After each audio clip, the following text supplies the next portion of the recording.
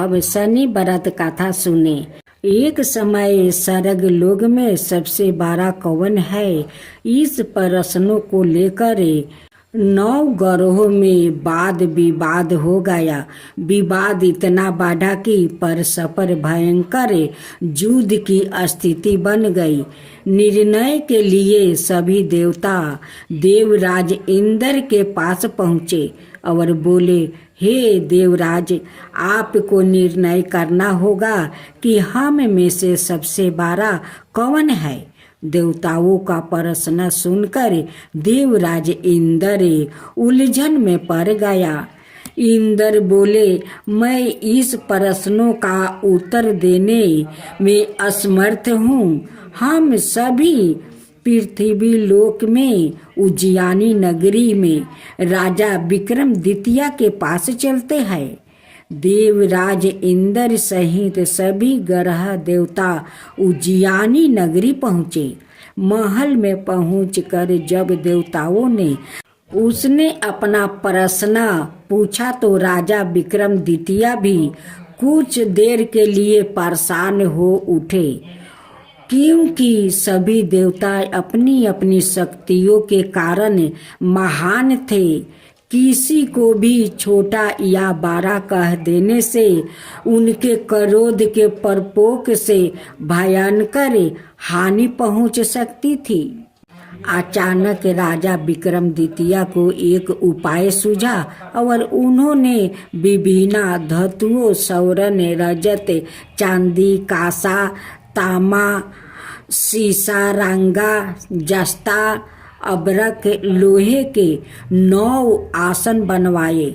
धातुओं के गुणों के अनुसार सभी आसनों को एक दूसरे के पीछे रखवा कर उन्होंने देवताओं को अपने अपने सिंहासन पर बैठने को कहा।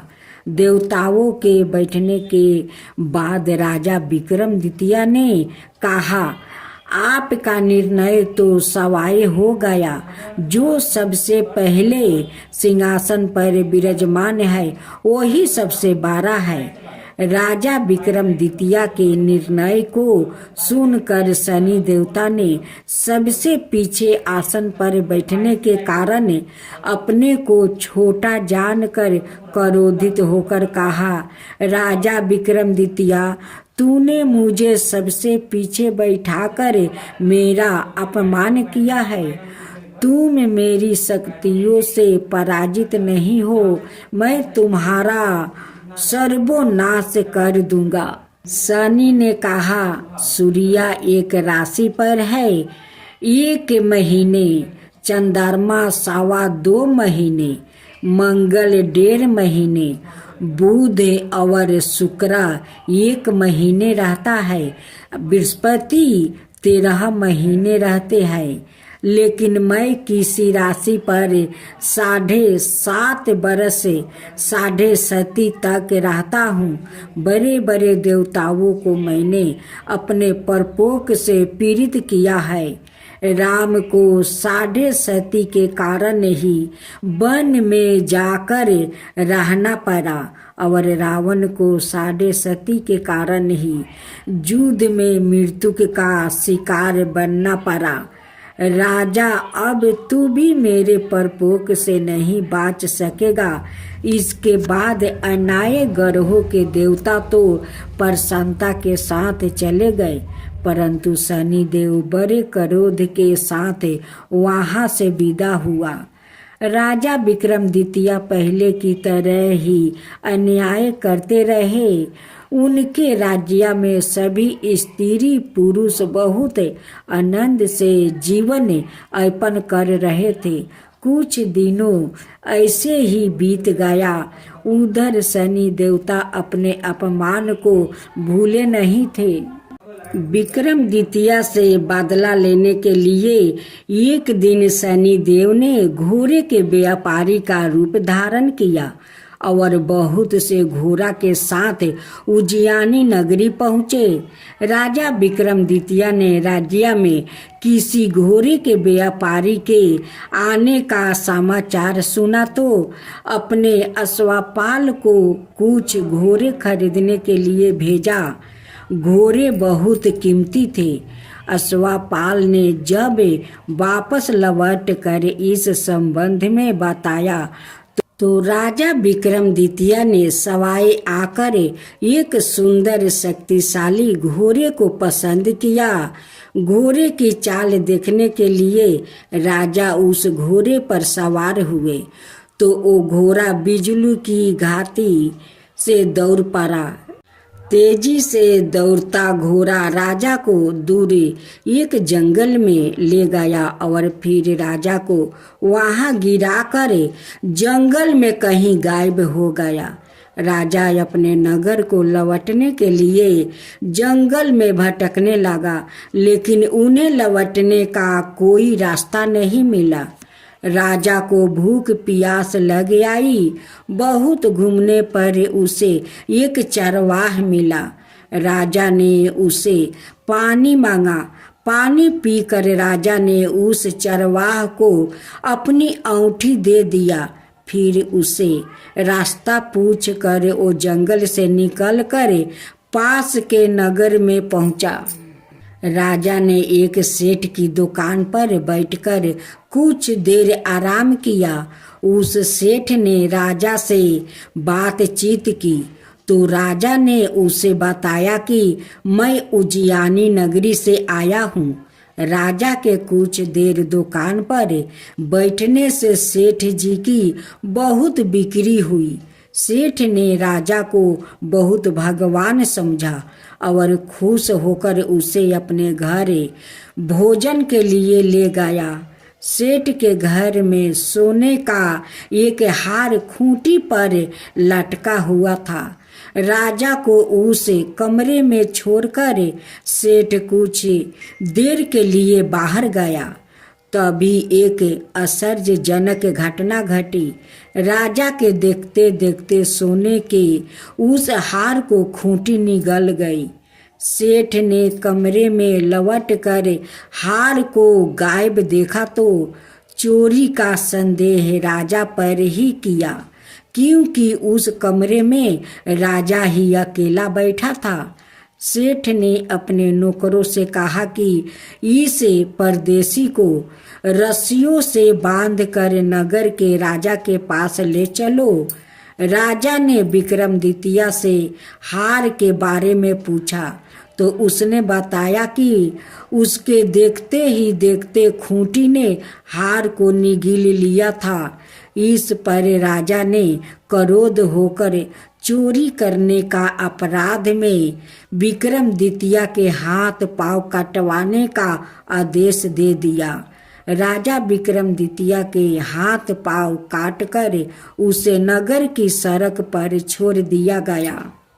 कुछ दिन बाद एक तेली उसे उठाकर अपने घर ले गया और उसे अपने केलू पर बैठा दिया। राजा आवाज देकर बैलों को हाँकता रहा। इस तरह तेली का बैल चलता रहा और राजा को भोजन मिलता रहा। शनि के प्रकोप की 7.5 पूरी होने पर बरस ऋतु प्रारंभ हुई। राजा विक्रमादित्य एक रात मेघ मल्हार गा रहा था कि तभी नगर के राजा की लड़की राजकुमारी मोहिनी रथ पर सवार उस तेली के घर के पास से गुजरी। उसने मेघ मल्हार सुना तो उसे बहुत अच्छा लगा और दासी को भेजकर गाने वाले को बुला लाने को कहा।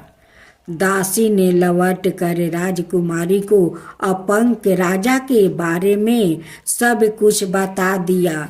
राजकुमारी उसे मेघ मल्हार से बहुत मोहित हुई और उसने सब कुछ जानकर भी अपंग राजा से विवाह करने का निश्चय कर लिया। राजकुमारी ने अपने माता पिता से जब यह बात कही तो वो हैरान रह गई। रानी ने मोहिनी को समझाया, बेटी तेरे भाग्य में तो किसी राजा के रानी होना लिखा है, फिर तू उस अपंग से विवाह करके अपने पाँव पर कुल्हाड़ी क्यों मार रही है। राजकुमारी ने अपनी जिद नहीं छोड़ी। अपनी जिद पूरी करने के लिए उसने भोजन करना छोड़ दिया और परण त्याग देने का निश्चय कर लिया। आखिर राजा रानी को बेबस होकर अपंक विक्रमादित्य से राजकुमारी का विवाह करना पड़ा। विवाह के बाद राजा विक्रमादित्य और राजकुमारी तेली के घर में ही रहने लगे। उसी रात सपने में शनि देव ने राजा से कहा, राजा, तूने मेरा परपोक देख लिया। मैंने तुम्हें अपना अपमान का दंड दे दिया है। राजा ने शनि देव से क्षमा करने को कहा और प्रार्थना की, हे शनि देव, आपने जितना दुख मुझे दिया है अनाय किसी को ना देना। शनि देव ने कुछ सोचकर कहा, राजा, मैं तुम्हारी प्रार्थना स्वीकार करता हूँ। जो कोई स्त्री पुरुष मेरी पूजा करेगा, शनिवार को व्रत करके मेरी व्रत कथा सुनेगा, उस पर मेरी अनुकंपा बनी रहेगी। प्रातः काल राजा विक्रमादित्य की नींद खुली तो अपने हाथ पांव देखकर राजा को बहुत खुशी हुई। उसने मन ही मन शनि देव को प्रणाम किया। राजकुमारी भी राजा के हाथ पांव सही सलामत देखकर आश्चर्य में डूब गई। तब राजा विक्रमादित्य ने अपना परिचय देते हुए शनि देव के परपोक की सारी कहानी सुनाई। सेठ को जब इस बात का पता चला तो दौड़ता हुआ तेली के घर पहुंचा और राजा के चरणों में गिर कर क्षमा मांगने लगा। राजा ने उसे क्षमा कर दिया, क्योंकि यह सब तो शनिदेव को परपोक के कारण हुआ था। सेठ राजा को अपने घर ले गया और उसे भोजन करवाया। भोजन करते समय वहाँ एक आश्चर्यजनक घटना घटी। सबके देखते देखते उस खूंटी ने हार को उगील दिया। सेठ जी ने अपनी बेटी का विवाह भी राजा के साथ कर दिया और बहुत से स्वर्ण आभूषण धन आदि देकर राजा को विदा किया।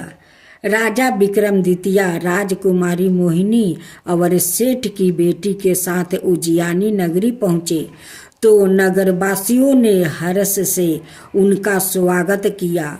अगले दिन राजा विक्रमादित्य ने पूरे राज्य में घोषणा करवाई कि शनि देव सबसे देवों में सर्वश्रेष्ठ है।